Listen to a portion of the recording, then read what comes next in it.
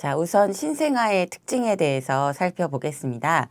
자, 신생아란 어느 시기를 말하는 걸까요?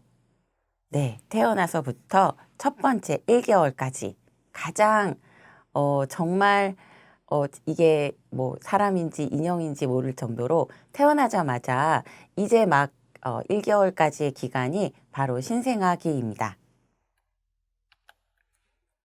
자, 신생아의 신체적 특징은 우선 평균적으로 어느 정도의 키가 될까요?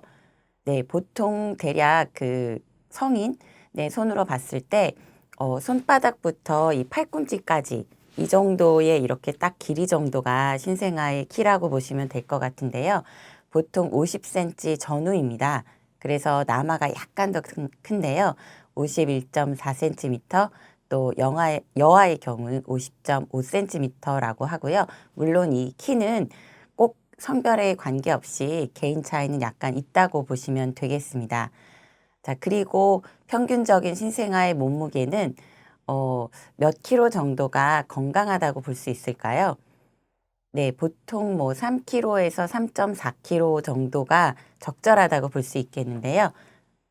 네, 남아의 경우는 3.4kg, 여아의 경우는 3.3kg입니다.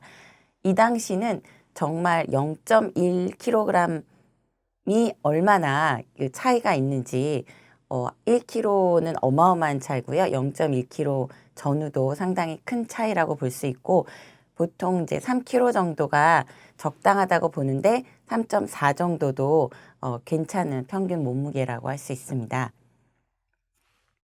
자, 보통 신생아는 전체적인 신체 사이즈 중에 어디가 가장 많이 차지할까요?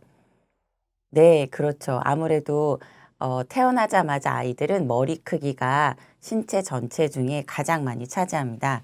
그래서 머리가 약 몸 전체 길이의 4분의 1 정도가 되고요. 둘레는 약 33cm라고 합니다.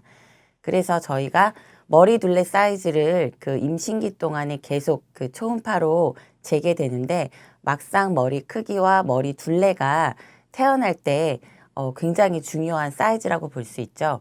그래서 사실상 머리 크기가 너무 크면 산모도 굉장히 힘들고 아이도 나오기까지가 굉장히 어렵기 때문에 머리 둘레의 사이즈가 굉장히 중요한 측정치라고 할 수 있겠습니다.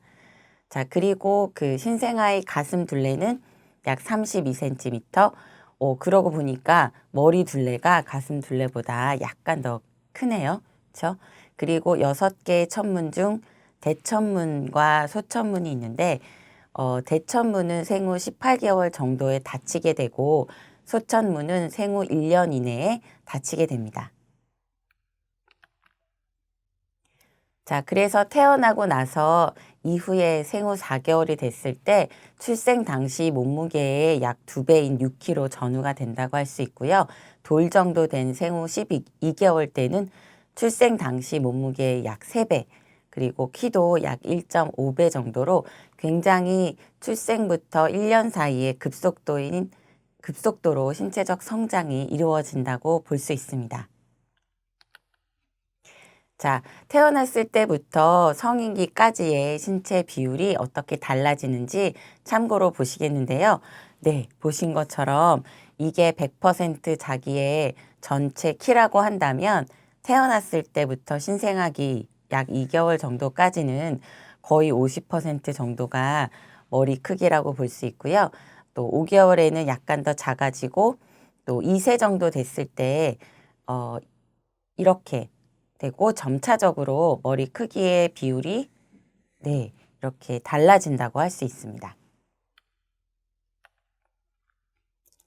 자, 신생아 시기의 생리적 기능을 살펴보겠습니다.